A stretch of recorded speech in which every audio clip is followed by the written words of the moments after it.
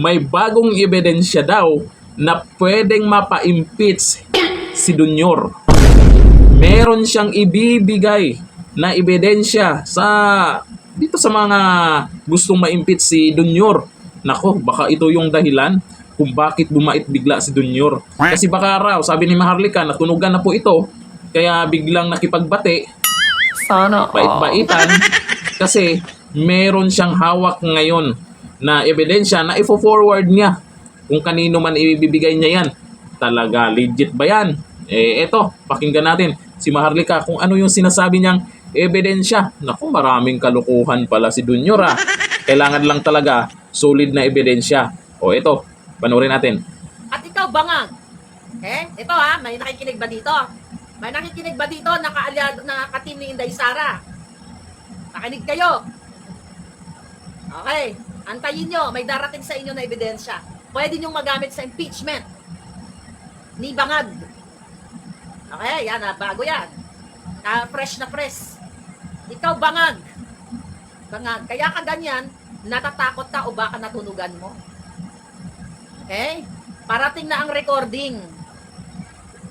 Alam nyo mga kababayan, hindi na muna natin ngayon, i-mention. Mayroon, maliban sa mga ginawa mo, ninyo ng pamilya mo, nag-traidor ka sa bayan. Yung in-expose ni Attorney Glenn Chong na merong foreign intervention. Ano kaya yung ebidensya niya yan? Nandyan daw si Tamba, nandyan daw may mga binanggit siyang pangalan. Marami ang na-involve dyan. Naku, ano kaya yung mga pinag-usapan sa ebidensyang yan? Ano kayong pinagagawa nila?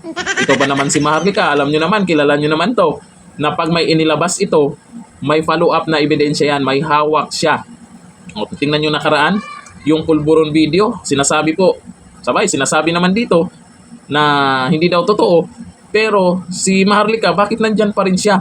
At ang sabi niya, yung video na yon ay talagang napatunayan na totoo.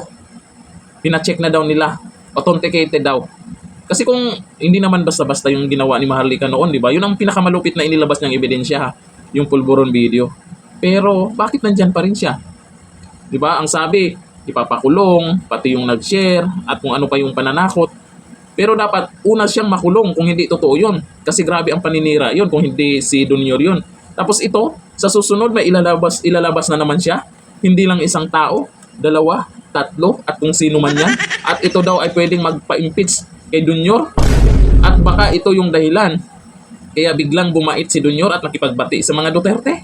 Aba, abangan natin yan ha. Maharlika, sana totoo yan ha.